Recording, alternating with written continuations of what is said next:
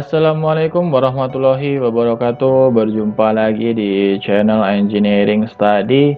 Baik, di video kali ini seperti biasa kita edisi belajar ya. Di sini kita akan membahas sebuah ilmu mekanika fluida.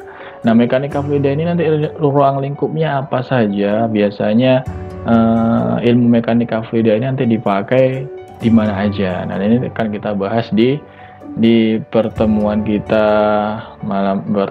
hari ini. Nah, mekanika fluida itu sendiri adalah sebuah ilmu yang mempelajari perilaku fluida, itu baik keadaan diam maupun bergerak, atau statis ataupun dinamik, dynamic. Nah, fluida itu didefinisikan sebagai sebuah substansi atau zat yang berdeformasi terus-menerus selama dipengaruhi suatu tegangan geser. Zat itu ada zat apa aja? Ada zat padat, zat cair, dan zat gas ya. Jadi yang termasuk fluida apa? Yang termasuk fluida adalah yang termasuk sebuah fluida itu yang fluida cair dan fluida gas. Kenapa? Karena fluida cair ataupun fluida gas itu nanti ketika dia diberi tegangan geser, maka dia akan berdeformasi terus menerus ya. Jadi tidak tidak stuck. Nah, beda dengan sebuah zat padat. Kalau zat padat itu diberi gaya ataupun tegangan geser, dia akan berdeformasi, dan dia deformasinya itu berhenti di situ. Dia akan bergeser, deformasinya tetap itu sebesar F-nya, sebesar gayanya ini ya, sebesar F-nya. Tapi bagaimana jika fluida itu akan bergeser terus menerus selagi F-nya ini atau gayanya ini masih punya nilai ya. Misal di sini di T1 dan di T2 tuh masih mengalami perubahan, jadi masih berdeformasi dia. Nah, itu bedanya sebuah fluida dan zat padat. Nah, fluida sendiri itu ada fluida viskos, ada fluida non viskos. Nah, viskos sendiri apa? Fluida viskos itu fluida yang mempunyai nilai kekentalan yang lebih besar ya. Jadi dia lebih kental, itu seperti ada air, kemudian oli, minyak, oil ataupun minyak ya. Nah, kemudian kalau yang fluidanya non viskos ya, biasanya itu kayak fluidanya udara ya. Udara itu dia nilai viskositasnya rendah, jadi non viskos. Jadi fluida itu dibedakan ada dua, yaitu fluida viskos dan fluida non viskos.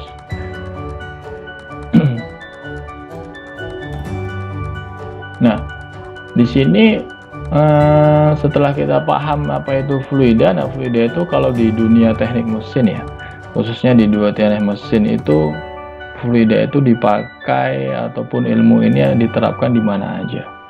Nah, di sini misalnya ada sebuah waterfall atau air terjun ya, air terjun yang ini.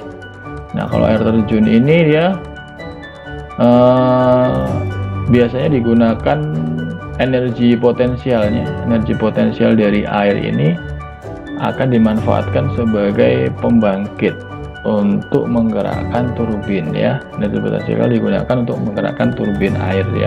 Jadi banyak di Indonesia khususnya itu energi listrik yang sering kita pakai itu dari energi potensial air, dari pembangkit listrik tenaga air. Kemudian ilmunya apalagi bisa dari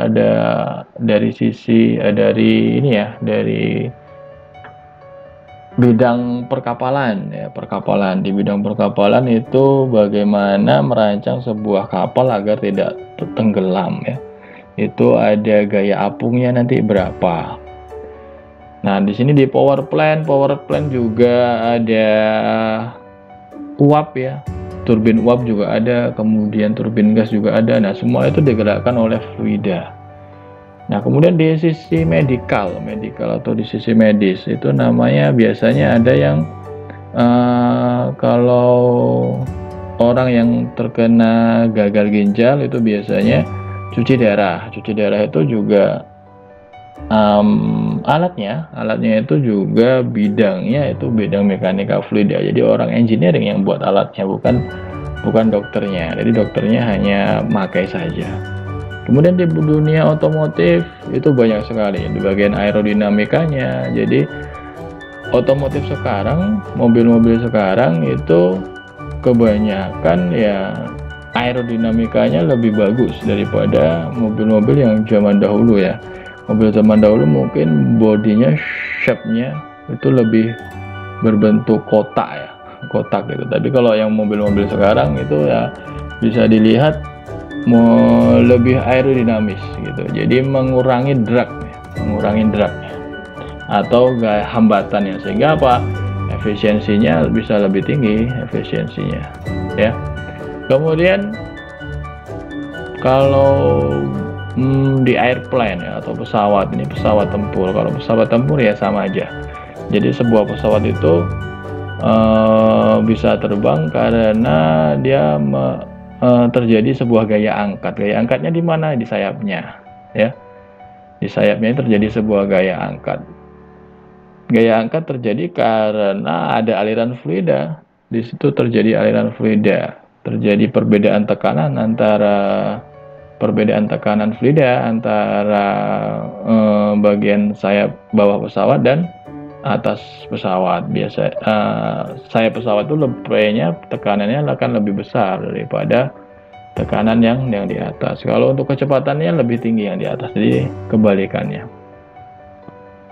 Kemudian ada wind turbine. Wind turbine juga turbin angin, otomatis turbinnya itu, blade-nya itu digerakkan oleh fluida ya. Fluidanya ya angin, wind ya.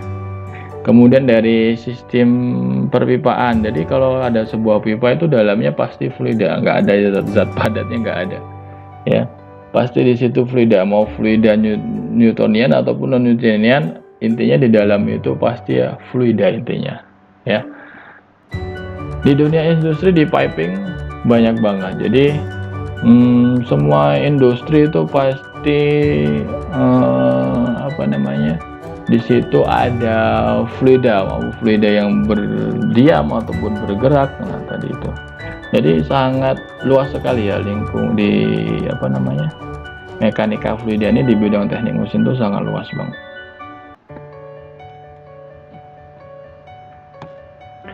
Nah, kita masuk di tipe aliran sebuah fluida. Jadi aliran fluida itu ada aliran steady flow, dan aliran unsteady. Ya, ada aliran tunak dan aliran tidak tunak atau unsteady flow. Nah, aliran steady itu terjadi ketika apa? Ketika kecepatan tidak berubah dalam selang waktu tertentu. Artinya tidak ada perubahan, sehingga apa? Sehingga do V per do T itu sama dengan 0, atau do U per do T sama dengan 0. Kemudian ketika tidak ada perubahan kecepatan ya debitnya juga tidak akan berubah. Nah, tapi beda kalau sudah misalnya sudah melewati pembesaran ataupun pengecilan, otomatis debitnya akan berubah, kemudian kecepatan juga akan berubah. Nah, itu juga tidak termasuk fluida steady. Jadi contohnya ketika fluida mengalir kemudian pada selang waktu tertentu, di sini ada T1 kemudian ada T2, kecepatan T1 itu sama, misalnya 1 meter per detik, kemudian di sini juga 1 meter per detik. Jadi ketika di T2 kecepatannya juga 1 meter per detik. Artinya walaupun fluida itu mengalir, jadi dia makan fluidanya steady ataupun diam, karena dia kecepatannya konstan. Tapi apakah fluida ini ada? Secara aktualnya itu tidak ada, tapi secara idealnya ketika kita membahas ataupun ketika kita menyelesaikan sebuah persamaan, itu biasanya diasumsikan fluidanya ideal ya. Tapi aktualnya fluida steady itu sangat sulit dicapai, hanya mungkin bisa, tapi hanya sedikit sekali yang bisa mencapai, bahkan tidak ada yang bisa mencapai itu. Tapi secara idealnya fluidanya steady. Nah, kalau unsteady bagaimana ya? Unsteady kebalikannya gitu. Artinya apa? Dia ada perubahan kecepatan terhadap waktunya, otomatis debitnya juga berubah. Ya, ini tidak konstan. Jadi gitu ya. Itu fluida steady dan fluida unsteady. Nah, kemudian di sini juga ada aliran seragam. Aliran seragam terjadi jika ke dalam aliran pada setiap penampang saluran tetap dan jika berubah. Nah, tadi non-uniform flow. Aliran seragam itu adalah aliran uniform. Kemudian aliran tidak seragam itu aliran non-uniform. Jadi partikelnya bergerak secara serempak ya, atau garis alirannya seragam gitu ya.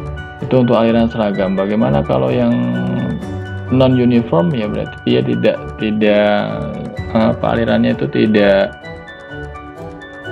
garis alirannya tidak seragam dia. Kemudian aliran seragam itu juga dibedakan lagi, itu jadi aliran seragam tunak dan aliran seragam tidak tunak, aliran seragam steady dan unsteady. Intinya kalau yang di steady tadi apa?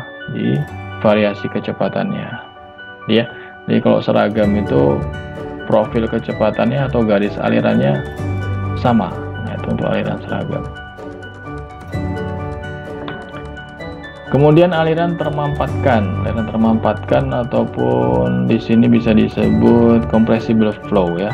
Terjadi jika aliran tersebut mengalami perubahan volume bila diberi tekanan ya. Jadi volumenya berubah. Berarti volumenya tidak sama dengan 0 nanti. Volumenya berubah, aliran compressible.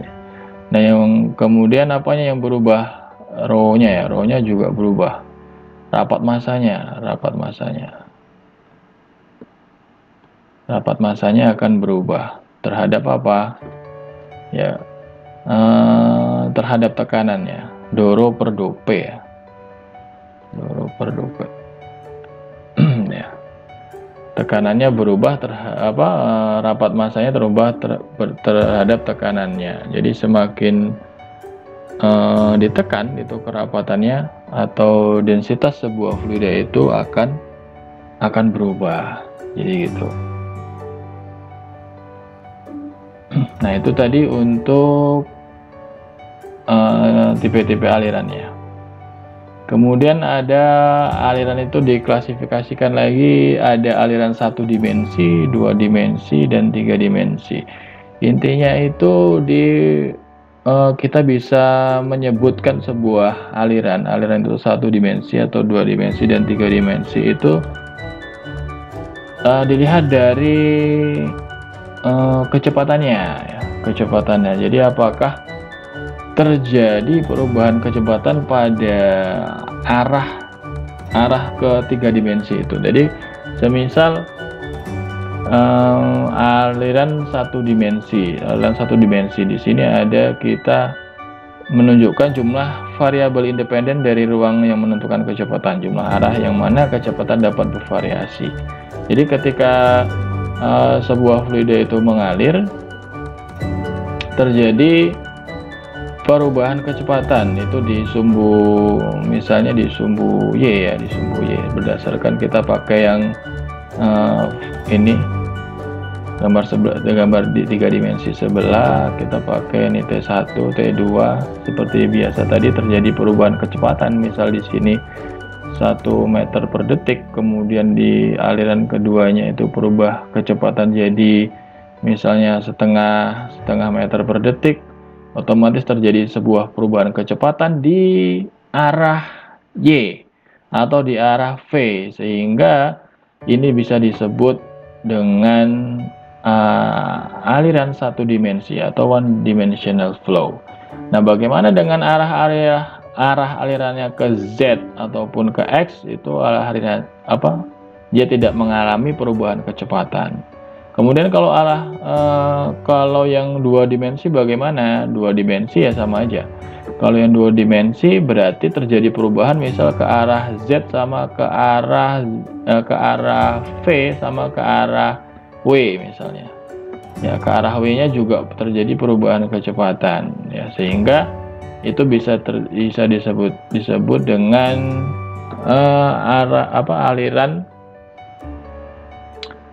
aliran 3 dimensi.